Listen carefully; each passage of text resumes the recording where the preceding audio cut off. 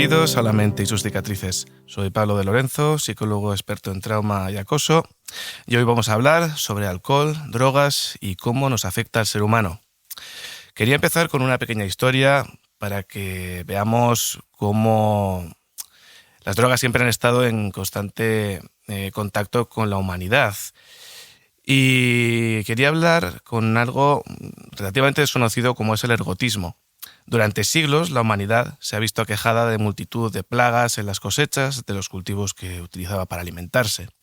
Uno de estos cultivos que se vieron afectados por las plagas fueron los cereales. Cereales principalmente como el centeno y en menor medida el trigo. En mucha mayor proporción, el centeno en comparación con el trigo desarrollaba un parásito fúngico llamado cornezuelo. Este parásito se adhería a las espigas de estas plantas en el proceso de almacenamiento del grano y el parásito adquiría un color púrpura, en el cual se inspiraba su nombre, Clavices purpurea. Una vez secado, una vez preparado para el consumo, estas plantaciones de cereal infestadas por el cornezuelo eran utilizadas para preparar panes y alimentos en el pueblo de turno, por lo cual se producía una enfermedad comunitaria derivada de su consumo. Dicha enfermedad se llamaba ergotismo. El ergotismo, que también era conocido con otros nombres, como el fuego de San Antonio, provocaba unos efectos de envenenamiento que pueden traducirse en alucinaciones, convulsiones y contracción arterial muy severa, que puede conducir a la necrosis de los tejidos, a la muerte de los tejidos y a la aparición de gangrena, principalmente en las extremidades. La enfermedad empezaba con un frío intenso y repentino en todas las extremidades, para convertirse luego en una quemazón muy aguda. Muchas víctimas lograban sobrevivir, pero quedaban mutiladas. Podían llegar a perder todas sus extremidades. Existía otra variante de esta intoxicación en la que el paciente sufría intensos dolores abdominales que finalizaban en una muerte súbita. En las mujeres embarazadas, además, producía invariablemente abortos. Históricamente se sospecha también que los antiguos vikingos, cuando se convertían en berserkers, en luchadores que eran insensibles en el combate, lo hacían tras consumir panes y cerveza intoxicada con cornezuelo del centeno. También comentar que los asirios, en el 600 a.C., ya utilizaban estrategias de guerra biológica, lanzando cornezuelos del centeno, que son pequeñitos, tienen el tamaño como de una cápsula de un medicamento, y los lanzaban a los pozos de agua para intoxicar a las poblaciones, a invadir y a exterminar.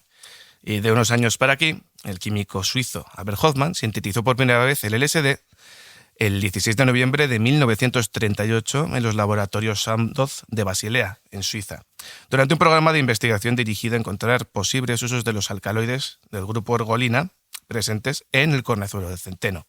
El 19 de abril de 1943, este mismo químico realizó un autoexperimento para determinar los efectos de la dietilamida del ácido lisérgico, el LSD.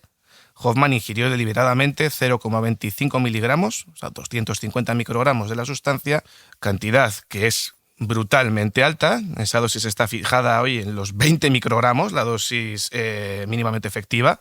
Así que tomó como 10 veces o 15 veces más la cantidad que tenía que tomar. Menos de una hora después, Hofmann experimentó intensas y repentinas alteraciones de la percepción. Pidió a su ayudante del laboratorio que lo escoltara hasta su casa. Como uso de vehículos motorizados estaba prohibido a causa de las restricciones impuestas por la Segunda Guerra Mundial, debieron hacer su viaje en bicicleta. En el camino, las condiciones de Hofmann se deterioraron rápidamente.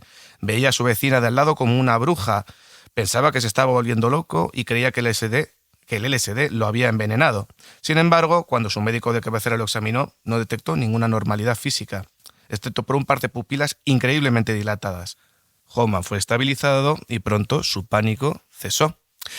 Con esta historia lo que quiero dar a entender es que muchos descubrimientos sobre drogas o sobre ciencias se descubren por casualidad y que nada es blanco o negro, todo tiene un origen generalmente muy peculiar y que hasta la cosa más pequeña puede ser muy interesante de descubrir.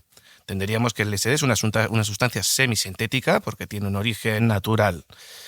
En esta pequeña aventura de intentar entender más el mundo que nos rodea, que es La mente y sus cicatrices, intentamos mostrar la realidad sin filtros, con lo bonito y con lo perturbador que a veces puede acompañar a ciertas temáticas.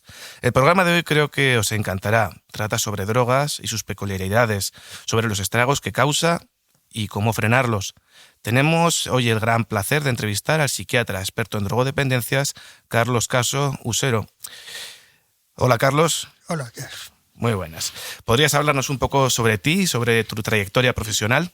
Bueno, pues yo empecé a trabajar, por así decirlo, en Mondragón, en el Hospital Psiquiátrico de Aitameni, que era solo de mujeres en aquella época. De ahí luego pasé a Álava y empecé a trabajar en lo que era el Hospital Psiquiátrico, el asilo, como se le conocía antes. Allí estuve trabajando en la zona de hospitalización de mujeres, porque entonces había dos sectores. Estaban, por un lado, los hombres en una sección y la otra sección era de mujeres.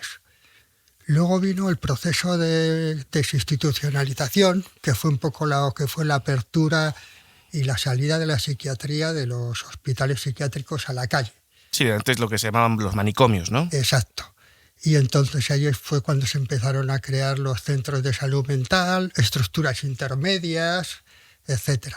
Entonces ahí, en los años 80, ya pasé a trabajar Bueno, se puede decir que compaginaba el trabajo en el hospital psiquiátrico, por un lado, y luego otra parte de la jornada en un centro de salud mental. Primero fue en el centro de salud mental de Zumaquera, luego ya en el de Fernández de Leceta. Hablamos en Vitoria. En Vitoria, sí. Efectivamente. Y ya luego, bueno, pues me ofrecen trabajar en el servicio de alcoholismo, y entonces pues paso a trabajar al servicio de alcoholismo, que aparte de las consultas, por así decirlo, externas, tenía como otros dos dispositivos. Uno era el hospital de día de alcoholismo, donde se realizaban las curas de desintoxicación de alcohol, el primer proceso de deshabituación, por así decirlo, en el cual pues la persona tiene que intentar aprender a vivir sin el alcohol. Sí. Y luego también otra estructura que teníamos era el centro de día, que era una estructura que también hacía como de desinstitucionalización en un primer momento, es decir, pacientes con problemas de alcohol de muchos largos años de evolución que están en el hospital psiquiátrico, para cara a salir a la calle, pues había ese paso intermedio, ¿no? Ahí estaban la mayor parte del día, luego iban al hospital, luego ya salían a la calle, etcétera. Luego esas tres estructuras se unificaron, por así decirlo, en uno, que fue el servicio de alcoholismo como tal, y a los años pues nos ofrecieron hacernos cargo del juego patológico, de la ludopatía. Entonces ya pasó a ser servicio de alcoholismo y ludopatías. Y ya luego, en el año 2013, confluyeron pues, servicio de alcoholismo y ludopatías con el CTT, que era el Centro de Tratamiento de Toxicomanías. Y se convirtió en... Con el Hospital de Día de Patología Dual, que era un poquito el heredero de la Comunidad Terapéutica de Foronda. Es decir, se fueron, por así decirlo, aunando las distintas estructuras o centros que trabajamos en el ámbito de las adicciones, y ya todos conformamos lo que es el COTA, el Centro de Orientación y Tratamiento de Adicciones. ¿Cuántos años fuiste director del COTA? No, yo fui responsable del Centro del Servicio de Alcoholismo desde el año 1992 hasta el 2013. Y ya en el 2013, hasta hace pues, unos meses, fui corresponsable o responsable, junto con el doctor Víctor Puente, del Centro de Orientación y Tratamiento de Toxicomanías. Allí estábamos dos psiquiatras responsables y también había una enfermera, Anabel Ramírez, de responsable también. Había tres figuras, por así decirlo. Vale. Empezando un poquito con la entrevista en sí, ¿desde cuándo dirías que se droga el ser humano? Bueno, yo creo que casi al comienzo de los tiempos, ¿no? Hay trabajos que hay ahí, que han aparecido, de que en las cuevas ya había fermentación de no sé qué, que podían ser bebidas alcohólicas, etcétera, los hongos alucinógenos, y hay estudios al respecto que tratan que desde hace muchísimo tiempo el ser humano utilizaba este tipo de sustancias. Lo que sí ya hay evidencia, por ejemplo, respecto al alcohol, es que ya desde el año 7000 a.C., 7000. 7000 a.C., tanto en Egipto como en China había bebidas alcohólicas. Ujú. Y en la India ya un poquito más tarde, desde el año 3000 a.C., utilizaban una bebida que se llamaba el shura, que era un destilado del arroz. Ujú. Eso respecto al alcohol. Por ejemplo, en lo relativo al opio, que se sepa, ya se usaba desde el año 4000 a.C. en el Asia Menor, concretamente en la cultura asiria. Y ahí se empezó a utilizar el opio. Ujú. Y el alcohol sería más antiguo que el uso del opio, ¿no? Sí. Digamos que el alcohol sería la primera droga utilizada por el ser humano. Efectivamente, la primera droga que se tenga constancia, o que hay evidencia, es el Ajá. alcohol.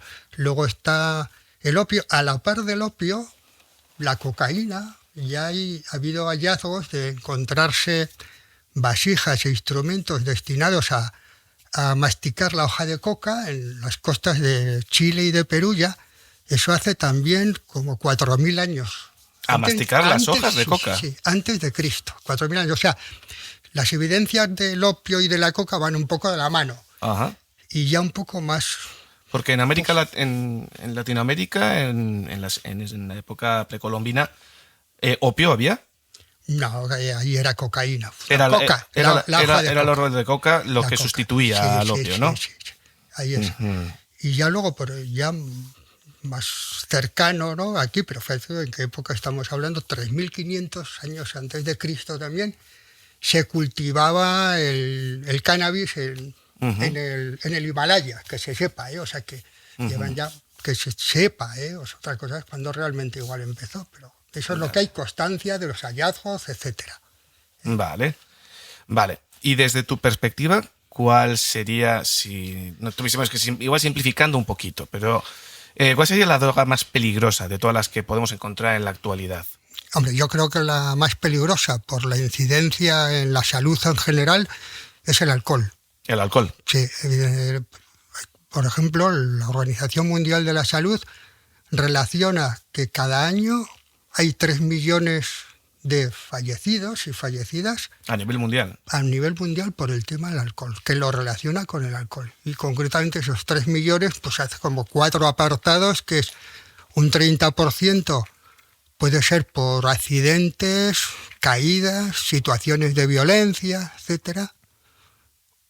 Otro 20% por los trastornos digestivos que acarrea el alcohol, son conocidos, y que luego hablaremos un poquito, si te parece. Otro 20% por las alteraciones vasculares del alcohol, Vasculares. cardiovasculares sobre todo. Ujú. Y ya el resto ya es una miscelánea de infecciones, cánceres. Sí, pero parece que el alcohol no deja un área limpia, ¿no? No, el alcohol en sí, pues se puede decir que por donde toca en el organismo, pues deja su marca, por así decirlo. Coincide con que quizás el alcohol, que es la más peligrosa, quizás por incidencia y por disponibilidad, también coincide que es la más adictiva. No, yo diría que la droga más adictiva, con diferencia, según los relatos de los que la consumen, es la heroína. ¿La heroína? Sí, la heroína. Tal como describen ellos, el efecto inmediato y la sensación que tienen es la heroína. También tiene su explicación, porque la heroína, fundamentalmente, bueno, ahora la pueden fumar, etcétera, pero clásicamente entra por la vía endovenosa. ¿Qué quiere decir la vía endovenosa? Que va directamente al cerebro, sin ningún filtro.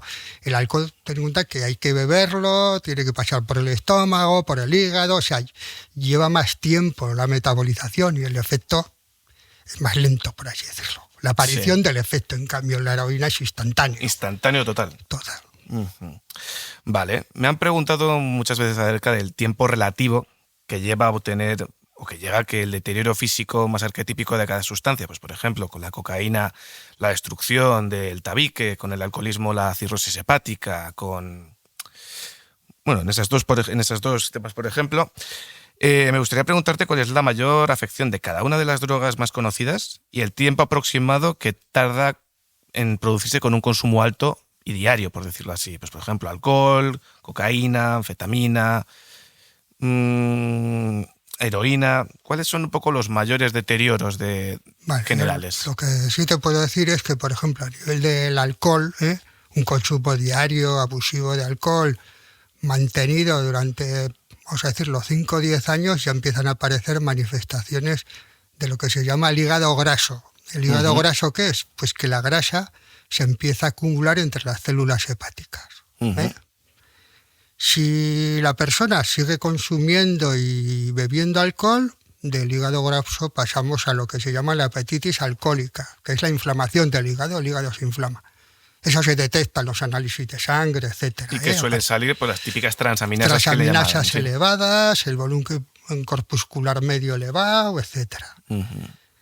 Y si la persona continúa también y sigue bebiendo, de ahí ya pasamos a la cirrosis hepática. La cirrosis hepática en sí lo que pasa es que esa grasa que había en el hígado, que luego aparece la inflamación, se sustituye por fibrosis, por tejido conjuntivo. Hay una fibrosis del hígado y ahí da lugar a la insuficiencia hepática. Es decir, ese daño ya, este último daño, la cirrosis hepática, no es reversible. Los 2 estadios anteriores sí que son reversibles. Ahí el hígado se puede recuperar. Decían que el hígado tenía mucha capacidad, que es muy resiliente, que puede curarse. En este caso ya no podría, ¿no? No, en el caso de la cirrosis no hay marcha atrás. O sea, ya es irreversible. Lo que sí se sabe es que si, por ejemplo, la persona que está bebiendo abusivamente, etcétera, se diagnostica una cirrosis y interrumpe y deja de beber, tiene un 50% de probabilidades de que la cirrosis se quede estabilizada, es decir, que no siga avanzando. Ajá, un 50%. Un 50%.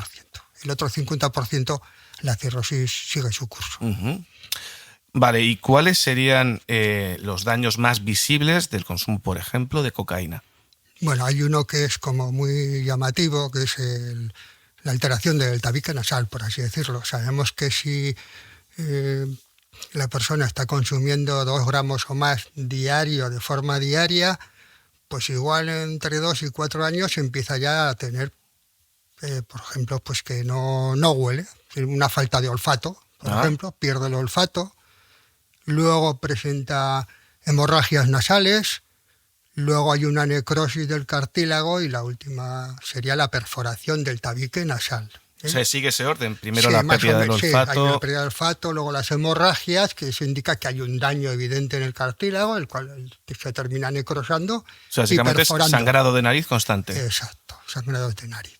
Luego está también los otros manifestaciones de la cocaína. Por un lado están pues cuadros de alucinaciones y paranoias, que son muy característicos.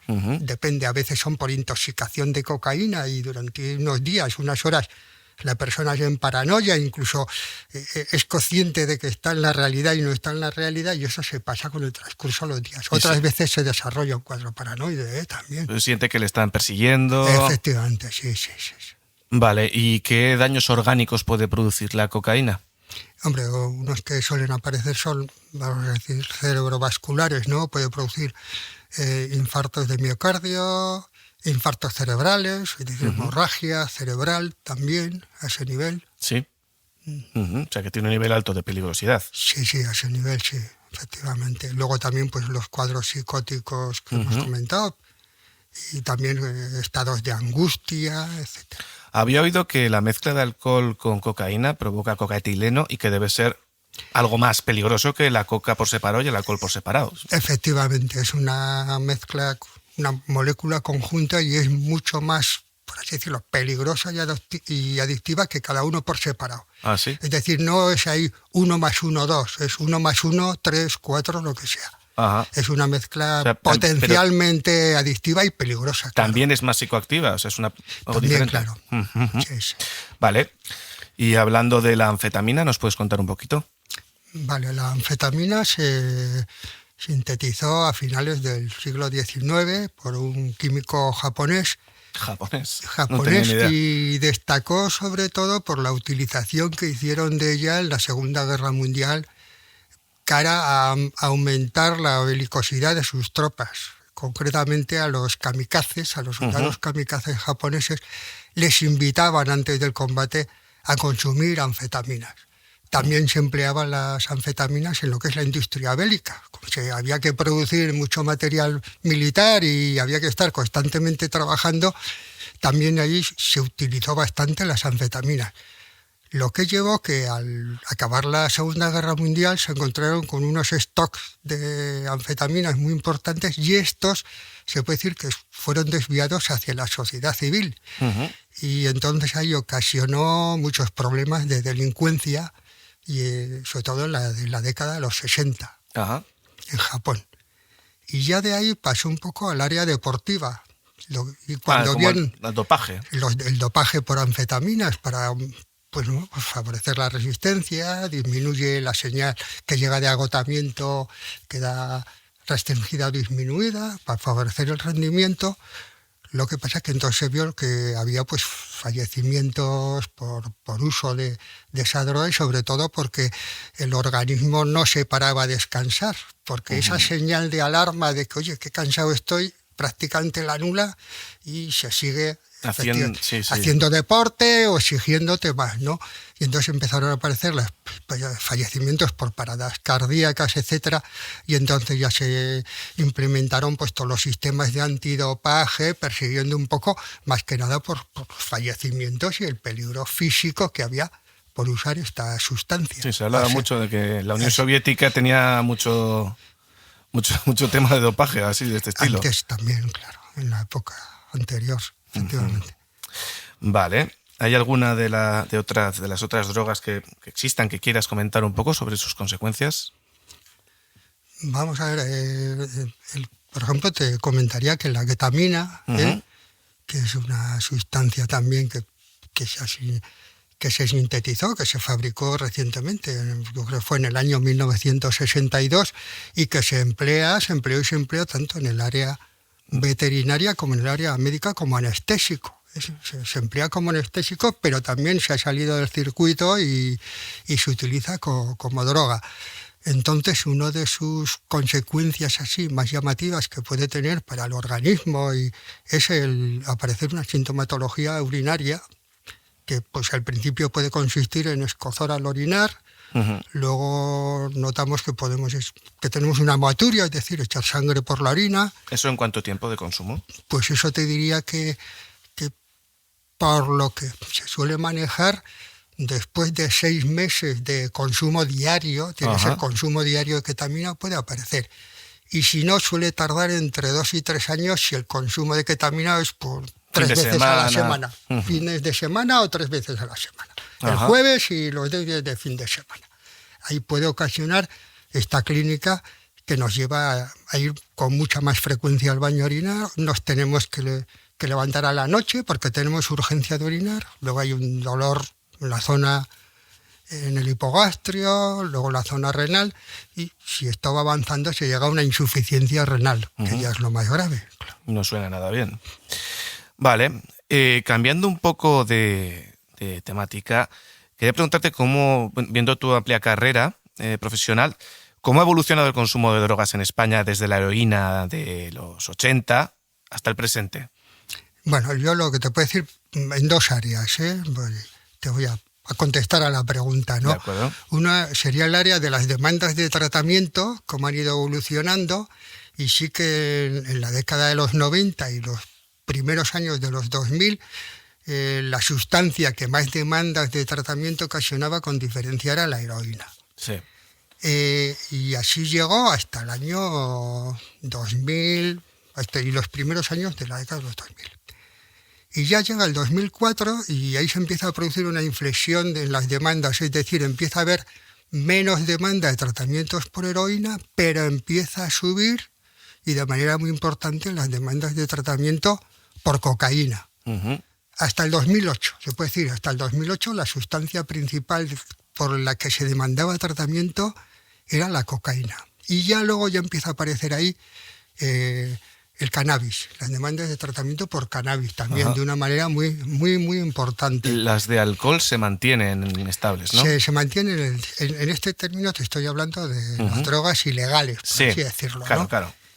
Y empiezan a aparecer también las demandas de tratamiento por cannabis, y los datos que hay a nivel nacional, te hablo de todo el Estado, pues en el 2019 la primera sustancia era la cocaína, luego le seguía el cannabis y ya en tercer lugar los opioides, porque ya ahora no es la heroína, ahora tenemos otros productos, sobre todo fentanilos, etcétera, sustancias opioides que también están produciendo demandas de tratamiento a ese nivel. Vale. Y ya luego lo que es en el consumo general, pues se puede decir que el alcohol más o menos, si se hace un histórico en los años, se mantiene más o menos igual. La heroína siempre los porcentajes son muy bajitos, son ínfimos. Lo que pasa es que la repercusión que ha tenido a nivel de salud pública por las infecciones de hepatitis C, por el VIH, etcétera, eso ha sido muy, muy importante. Sí, ha sido muy dramático. Aunque el consumo se puede decir que era minoritario, pero la respuesta que tenía, el efecto perjudicial era muy alto a ese nivel, ¿no? Entonces, por ejemplo, en el tema de los datos que he mirado, por ejemplo, a nivel del cannabis, pues si en el año 1997, en estudios que se han hecho a nivel nacional, pues se consideraba que había pues un porcentaje de consumo del 1,4% de la población entre 15 y 65 años, de ese rango de población, se puede decir que el tema del cannabis se ha multiplicado o ha crecido en un 300%. Un 300%. 300%. Hombre, y dices, ¿y a dónde llega si era de un 0,7? Bueno, pues llega a un 2, tanto, pero bueno, lo que es en porcentaje ha crecido en un 300%. Mientras que la cocaína, por así decirlo, desde el año 1997 al 2022, más o menos, haya crecido en un 40%. Yo también es cierto, a ese nivel, ya es una apreciación mía, ¿no? Desde el trabajo, sí que últimamente ha habido un fenómeno de desplazamiento del uso de cocaína por el uso de anfetaminas, porque el coste es muy inferior y bueno, y el efecto más o menos de estimulación, etcétera, es muy parecido. Las dos actúan en la misma zona del cerebro, etcétera. Vale. ¿Una mala salud mental lleva a las drogas o son las drogas las que llevan a tener una mala salud mental? Bueno, yo te puedo decir ahí que para explicar este fenómeno de alteración psiquiátrica o trastorno mental, abuso, dependencia de drogas, hay como 4 modelos explicativos. Esto hoy en día se llama patología dual, es decir, hay como 2 tipos de alteraciones que coexisten en la persona. Puede tener un cuadro depresivo y estar abusando de alcohol. Pues sería un caso de patología dual. Entonces hay 4 modelos distintos. Hay el modelo unitario, que considera que tanto el abuso de drogas como el trastorno, la alteración psiquiátrica, son 2 síntomas del mismo trastorno. De algo de fondo, ¿no? De fondo. Luego está el modelo que es que el abuso de drogas, bueno, mejor dicho, ese sería el tercer modelo. El segundo modelo es que la alteración psiquiátrica es secundaria al abuso de drogas. Es decir, uno empieza a usar la droga, luego empieza a abusar la droga, eso hay unos mecanismos de neuroadaptación a nivel del cerebro, lo cual ello facilita, por así decirlo, hace que la persona sea más vulnerable pues, a desarrollar una psicosis o un cuadro depresivo. El siguiente modelo es el que se denomina automedicación, es decir, se considera que el uso de la droga y posteriormente el abuso es debido al malestar que tiene la persona por determinados síntomas psiquiátricos. Sí, es decir, porque hay una alteración psiquiátrica y él, su automedicina con lo que se medica es, pues a mí el cannabis me alivia o me favorece el sueño, o tal cosa, o el alcohol me relaja, o el alcohol, por ejemplo, cuando hay cuadros de ansiedad, y sobre todo ansiedad social, etcétera, pues me da ese puntillo por el cual me puedo acercar más y hablar con las otras personas que normalmente me retraigo porque tengo una ansiedad tan elevada que no puedo a ese nivel. Ese sería el modelo de la automedicación. Y ya luego el cuarto modelo es que, bueno, pues por un lado está la alteración psiquiátrica, por otro lado está el abuso de drogas, y sí que es cierto que se considera que cada uno hace más vulnerable o por así decirlo, tener el otro trastorno, ¿no? Pero no hay un factor común o un nexo común como puede haber en el modelo unitario o los otros modelos. Muy interesante, la verdad. Volviendo al tema de drogas en concreto, me gustaría hablar un poco también de la cocaína. ¿Cómo funciona la cocaína en el cerebro para que provoque tanta adicción? Bien, lo que sabemos es que la cocaína aumenta la liberación de dopamina en el núcleo accumbens. Iba a decir, ¿y eso qué es el núcleo accumbens? Bueno, pues es una de las dos estructuras, por así decirlo, o de las dos estructuras nucleares donde inciden las drogas que forman parte, lo cual forma parte de lo que es el sistema de recompensa, de gratificación. El núcleo accumbens por un lado y el área tegmental ventral por el otro. Pues en el núcleo accumbens incide la cocaína, lo mismo que inciden las anfetaminas, la LSD, etcétera. Y el alcohol también, por ejemplo. El alcohol ya incide en la otra parte, en el área tegmental ventral. El alcohol directamente lo que hace es actuar sobre el sistema GABA, pero también eso conlleva a que haya un aumento de dopamina. Es decir, que sí que termina liberando dopamina. Pero como algo secundario. Como otro, sí, un efecto, el primero sobre el GABA en el área tegmental ventral, y de ahí sí que conlleva luego un aumento de dopamina, que es también lo que hacen los opiáceos. Los opiáceos también actúan en el área tegmental ventral, o las benzodiazepinas, los ansiolíticos, los hipnosedantes, también actúan sobre el sistema GABAérgico. ¿Y qué opinas del cannabis y sus riesgos? Me parece que hay realmente gente que integra su consumo en su vida diaria sin grandes repercusiones. ¿Realmente no salen perjudicados de ninguna manera? Bueno, yo lo que sí te puedo decir es que, para empezar, que el cannabis es la droga más difundida y más consumida en el mundo. Es la número 1 en cuanto a que está presente en muchos países y se consume mucho. Luego, lo que sí sabemos o tenemos datos es que, por ejemplo, como el cannabis lo fumamos y lo fumamos sin filtro, y además procuramos retener el aire en el pulmón para que haga más efecto, etcétera.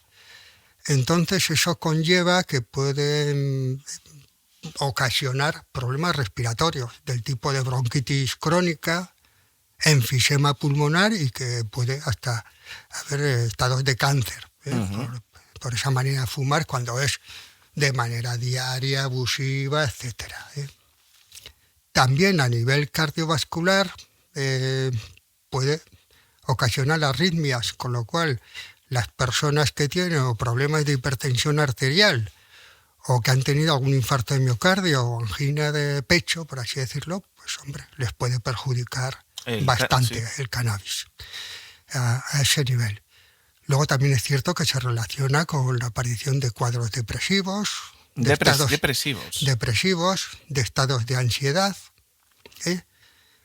Y luego yo quisiera hacer aquí un inciso porque sí sabemos y se sabe que el cannabis, pues si algo hace es que disminuye las capacidades de atención, de concentración, de abstracción, de memoria, lo cual disminuye o dificulta el aprendizaje. Lo cual, sobre todo en los jóvenes, el tema de la escolaridad, etcétera, pues interfiere ahí negativamente en su progresión y desarrollo. ¿Puede provocar consecuencias para el cerebro irreversibles? Vamos a ver, más que irreversibles, lo que sí se sabe es que el cerebro no está conformado a los 6 meses de nacer, ni al año. Necesita años para que se termine de conformar, es decir, tenemos el volumen de nuestras neuronas, pero luego hay, como si dijéramos, paquetes neuronales que están migrando por el cerebro hasta que se reubican en su sitio. Y ahí sí que es donde el cannabis se ha visto, se han hecho estudios que entorpece ese proceso de maduración cerebral, por así decirlo. Muy interesante. Y también en los jóvenes, sobre todo adolescentes, etcétera, y no tan adolescentes, sí que se ha visto que puede estar relacionado, si se piensa, ¿el cannabis produce cuadros psicóticos? No, hay una gran controversia, ¿no? Si produce, si no produce, a veces pueden aparecer, ¿no? Reacciones así psicóticas, si se quita el consumo del cannabis o se deja de consumir, el cuadro responde favorablemente. El tema es que si la persona continúa con el consumo de cannabis, sí que vemos que la evolución del cuadro no es la deseable. Es decir, responde peor a las terapias en cuestión y los riesgos de recaída son mayores, se producen recaídas a ese nivel, ¿no? Con lo cual pues puede conllevar pues a un deterioro de la persona a ese nivel. ¿Puede compensarse el consumo de cannabis en una persona con síntomas psicóticos si toma antipsicóticos, o el consumo de cannabis destroza todo el tratamiento? Hombre, la primera premisa que siempre se marca ahí es que hay que interrumpir el consumo de tóxicos, ¿no? Cuando empezamos con un tratamiento a ese nivel psicofarmacológico. Claro, cuando está en el hospital eso es fácil de cumplir, ¿no? El riesgo es cuando, sí, cuando el paciente sale a su casa con sus amigos, empieza otra vez con el círculo de amigos consumidores, etcétera, etcétera. Entonces hay siempre las respuestas peor. No es la misma respuesta que si deja de consumir a ese nivel. Luego también en el tema de la esquizofrenia, cannabis, etcétera, lo que sí se sabe es que la esquizofrenia aparece más precozmente si la persona es fumadora de cannabis. Se puede decir que es más vulnerable a la aparición y que el cannabis, si dijéramos, la destapa antes, debuta antes la esquizofrenia. Claro, siempre que esa enfermedad debuta antes, el curso es más complicado y más empobrecedor para la persona.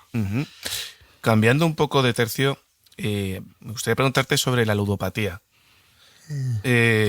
Aunque no tiene una sustancia como protagonista, también hablamos de este tema con otro invitado en el anterior capítulo. ¿Por qué engancha el juego a los humanos? Bueno, pues la ludopatía, nuestro cerebro responde al juego y al hecho de jugar lo mismo que responde al consumo de anfetaminas o de cocaína. Es decir, la dopamina se dispara y se dispara la dopamina y ahí ya, si eso se vuelve repetitivo, podemos desarrollar, como se ve, un cuadro de dependencia al juego. También en el juego influye, como si dijéramos, la precocidad de la ganancia.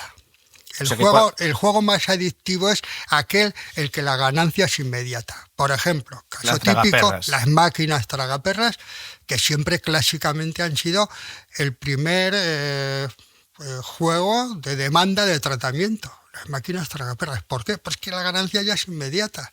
Pasa lo mismo con la ruleta o con los juegos de carta. En cambio, esos juegos que son más diferidos en el tiempo, las apuestas, etcétera, la lotería, cosas así. Exacto, eso mismo. Vale. Hay gente que ve paradójico dejar las drogas con apoyo farmacológico. ¿Es posible salir de las adicciones sin depender después de antidepresivos o fármacos similares? ¿Se puede quitar todo después? Vamos a ver, el tema de... Hay que considerar primero, por un lado, el nivel de adicción que tiene la persona. Es decir, una adicción puede ser de carácter leve, moderada, grave, muy grave. Yo he visto casos de adicción leve, que con un abuso de alcohol importante, con un quebranto marcado en su vida personal, social, laboral, etcétera, pero que el nivel de adicción, por así decirlo, podría ser leve, y han podido salir con apoyo de la familia, con trabajando mucho la motivación, etcétera, sin necesidad de utilizar psicofármacos. Otras veces es que necesitamos la medicación en un problema ya de alcohol más severo, con un nivel de dependencia alta y que desarrolla un cuadro de abstinencia, es que tenemos que, por así decirlo, utilizar la medicación. ¿Cómo se utilizaría la medicación para deshabituar a una persona alcohólica? Hombre, en primer momento lo que se hace es la cura de desintoxicación, es decir, sabido es que cuando uno interrumpe el consumo de alcohol, si es muy importante, empieza a aparecer un cuadro de ansiedad, de inquietud, de no dormir bien, cada vez la persona está más ansiosa, más nerviosa, con temblor, náuseas, y sabemos que si no interrumpimos ese cuadro, si no intervenimos sobre él y si a ese cuadro lo dejamos desarrollarse, pues como pasaba ya hace muchos años, pues se podía llegar a un delirium tremens, es decir, se entraba en un estado confusional, con alucinaciones, etcétera, deshidratación, alteración de los iones, de los electrolitos, lo cual llevaba al fallecimiento de la persona. Y es más, en aquellas épocas que no había los fármacos que utilizamos o que se utilizan ahora, el vasito de vino venía muy bien. Es decir, en más de uno y de dos hospitales... Tenía su vasito de vino. Se le daba el vasito de vino porque automedicación sería, sí. Sería un modelo de automedicación, porque eso le ayudaba a pasar ese cuadro de abstinencia. Pero ahí sí que hay que emplear medicación porque los riesgos son muy altos. También hay que tener cuidado ahí y hay que dar un soporte de vitamina B1, porque sabemos que cuando se produce este fenómeno del cuadro de abstinencia, los depósitos de vitamina B caen por los suelos y podemos tener el cuadro de la encefalopatía de Wernicke-Korsakoff. Dice, bueno, la encefalopatía de Wernicke es la fase aguda unos días, pero si no se trata, se desarrolla luego el Korsakoff, y el Korsakoff es irreversible ya y queda una alteración de la memoria importante, una desorientación, y por lo tanto ya la persona queda con un estado de deterioro es una demencia, importante. Básicamente. Antes se le llamaba la demencia de Korsakoff, efectivamente. Vale. Y al hilo de la pregunta de los psicofármacos, no, igual los necesitamos en una primera etapa. Luego igual nos lo necesitamos. Depende un poco qué cuadro acompaña al de la adicción o el abuso. Si es una esquizofrenia, si es un trastorno depresivo mayor recurrente, es decir, hay cuadros que sí precisan de un tratamiento medicamentoso continuado. Otros no, otros actuamos ahí y bueno, vamos a ver cómo responde. Y pues pueden ser temporales. Vale. Y para terminar la entrevista, quería preguntarte un poquito cuáles han sido tus experiencias profesionales más gratificantes. Bueno, pues yo, al hilo de lo que hemos hablado ahí, de la demencia alcohólica, del Korsakoff, etcétera, yo recuerdo un caso hace muchos años, cuando estábamos ahí en la Plaza de la Zumaquera, y vino una mujer, le trajeron porque ella necesitaba compañía, le habían buscado una señora para que la llevara a la consulta, estuviera con ella en casa, porque una edad madura, pero no tenía por qué desarrollar una demencia, un Alzheimer y tal, pero estaba demenciada como si fuera un Alzheimer, era una demencia alcohólica, era incapaz de ir de su casa al centro, pues habría 400 metros o así, era incapaz de ir sola. Sí. Si la acompañante la dejaba en la puerta, nunca cogía la puerta. ¿Se marchaba por ahí? No, cogía la puerta equivocada siempre. Pero, ¿qué pasa, fulanita? ¿Qué no sé qué, no? Y sí que eso es gratificante porque ves cuando una persona, cuando es una demencia alcohólica, que ahí sí que puede ser reversible, no es el Korsakoff, y se interrumpe el consumo de alcohol, con el tiempo nuestras neuronas, unas a otras, se van ayudando, van supliendo esos déficits que tenemos cognitivos, y recuperan. Va recuperando la función, la memoria, ya puede pasear sola, hacer las cosas, las tareas de la casa, la cocina, manejarse. Habiendo cortado el consumo de alcohol, obviamente. Por supuesto, habiendo cortado el consumo de alcohol. Ahí se puede decir que esos cuadros de demencia son reversibles, pero siempre que se corte el consumo de alcohol. Lo mismo que la cirrosis hepática, se puede quedar parada, pero sí se para el consumo de alcohol. Por último, ¿alguna reflexión que te gustaría aportar a nuestros oyentes? Bueno, pues a nivel de reflexión sobre el tema de las drogas y el alcohol, bueno, pues lo que sí se sabe es que cuanto más tardemos en entrar en contacto con el alcohol y las drogas, menos riesgo tenemos de problemas. ¿Esto va por qué? Porque cada vez se ha visto que la edad de inicio en el consumo, tanto del alcohol como de las drogas, se va acortando y hay, por así decirlo, pues jóvenes de 12, 13 años que se inician en el consumo tanto de alcohol como del cannabis, ¿no? Y cuanto antes empecemos, el riesgo de desarrollar una dependencia, tanto al alcohol como al cannabis, es mayor. Es así. Y luego la influencia que tienen ambas sustancias, por así decirlo, sobre nuestro desarrollo cerebral, a ese nivel, ¿no? Sobre la maduración cerebral y luego el hándicap que podemos tener ya una vez que en la vida, ¿no? Tiempo, sí. De lo que vamos a poder estudiar, qué vamos a poder hacer, qué nivel de desarrollo vamos a poder tener, ¿no? Ahí sí vamos a tener un hándicap importante a ese nivel. Pues hasta aquí nuestra entrevista de hoy. Muchísimas gracias, Carlos, por todo lo que nos has contado. Ha sido muy, muy interesante. Y recordar a todos los oyentes que cualquier duda, cualquier mensaje que nos quieran mandar, nos lo pueden hacer llegar al correo electrónico lamenteysusticicatrices@gmail.com. Muchas gracias y nos vemos en el próximo episodio.